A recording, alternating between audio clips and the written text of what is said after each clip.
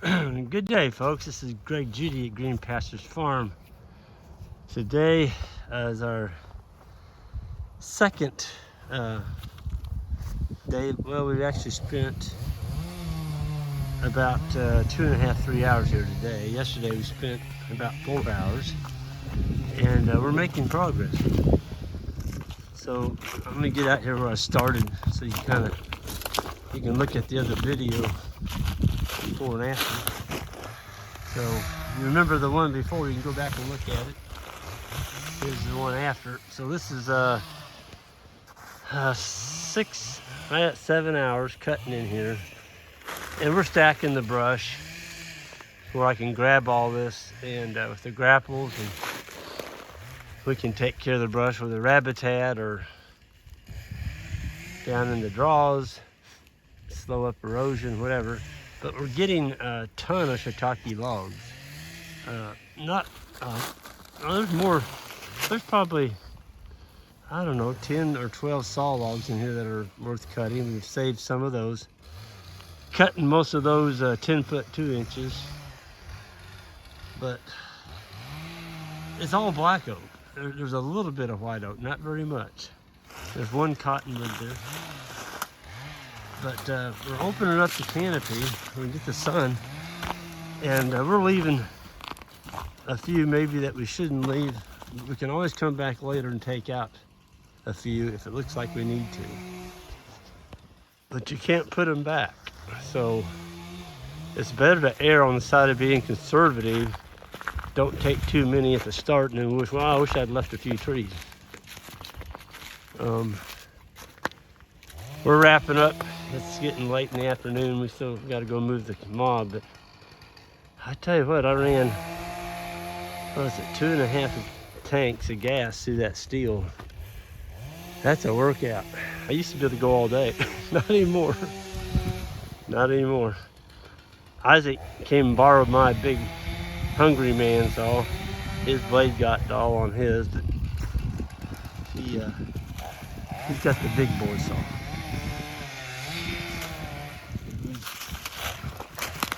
He's cleaning up over there. Man, we've got piles of shiitake logs everywhere.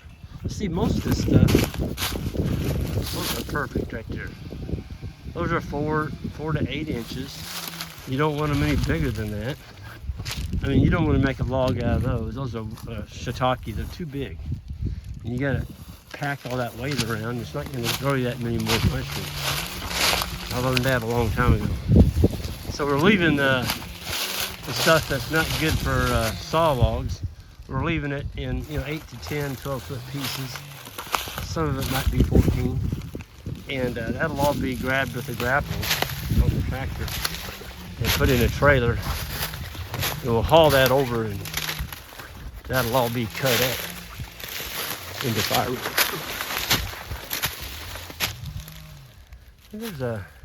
Yeah, I know why I stopped. I'm like, why didn't I cut this one? Folks, sometimes when you see this, so when that tree cracked when it fell down, you don't want to make a shiitake log out of that.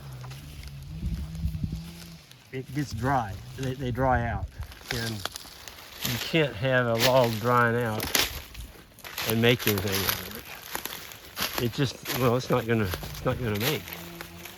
But we're leaving some of these. We're gonna leave the trees that have the limbs sticking over the pasture for shade. There's some more up through here, but we're trying to get enough spacing in here to get some sunlight in here. These trees are just choked to death.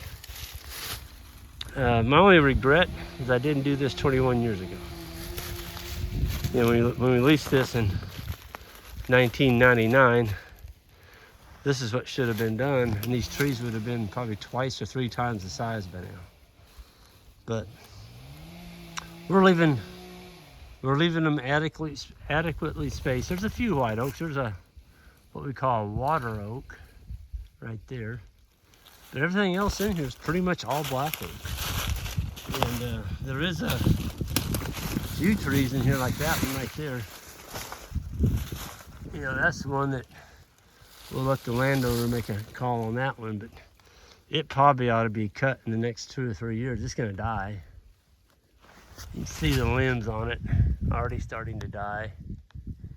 and then it's nothing. It just falls on the ground and goes back into the forest floor. You don't get any valuable, economic gain from that at all. We've got piles of shiitakes all over in here. There's another little pile. This is just what I've cut. I haven't even been over to what Isaac and Ben. I keep saying Ben. Ben, good to see you got your YouTube up, man. I watched it, and Ben looks like he's going on. We're just tickled to death that he's doing well.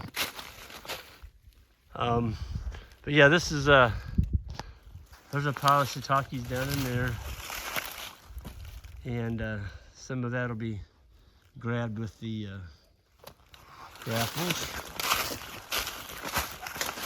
You can't make shiitakes out of hickory. And a lot of this in here is hickory. See, I had David stacking for me. Connor and Isaac, they didn't have anybody stacking for them. So that's why they've got their brush scattered a little bit more than we. See how neat ours is?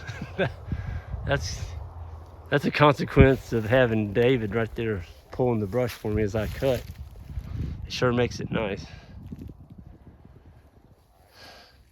Man, there's just a lot of trees in here, and we're trying to leave some of the better ones for saw logs and the ones that had the best crowns in them at the top. Get some spacing in here. Now here's a triplet. They're all the same size, and on one like that you just leave all three of them. You don't want to cut all three of those down. That's a big tree. It's got a nice open canopy on it. Captures a lot of solar energy. But you can see the trees in here that are stunted. They're just not growing. And we marked them on the back. That one we didn't mark, so that one will be taken out. Got a big old knob on it up there. It's not much of a tree. But we saved this one right here in the middle. So right here is a perfect example. You got 1, 2, 3, 4. We saved the one in the middle. It has the best top on it. It opens up the best. These other three need to go. And that tree will probably triple in growth. Just getting these other yahoos out of here. There's a nasty little old tree, never gonna amount to nothing. It needs to come out. Let's go up through and kind of show you what we saved. Here's a nice tree. Right there. That's a good one. There's not a lot of what I would call up and coming healthy young trees in here. They're all about the same size. They're either doubles or they're kind of stunted. 8 to 10 inches. But we're getting there. We're getting there. I could hear Isaac on the other side of that hillside over there. And they're coming up that way. We all stay. Connor's running the saw, I'm running one. And of course Isaac's running one. But you gotta stay out of each other's way. You don't be cutting trees when you see another guy cutting, 40, 50 feet from you. That's just dangerous. You don't do that. And if you got somebody stacking brush with you, you are responsible for that person. You don't start whacking on a tree and knock it down until you get that guy's attention and get him behind a tree behind you. Don't assume that he's gonna see you cutting that tree down.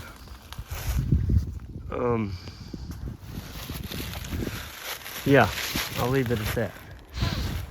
Had a good friend I worked with, their brother, they always cut their dad's firewood for the winter.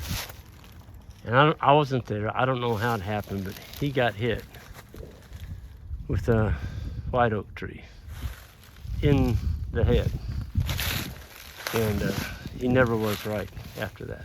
So it's dangerous. Trees are dangerous. If you don't know how to cut a tree down, I would suggest going to a school or someplace where they train you how to run these chainsaws, and just be careful. You know, you got to have the Kevlar chaps.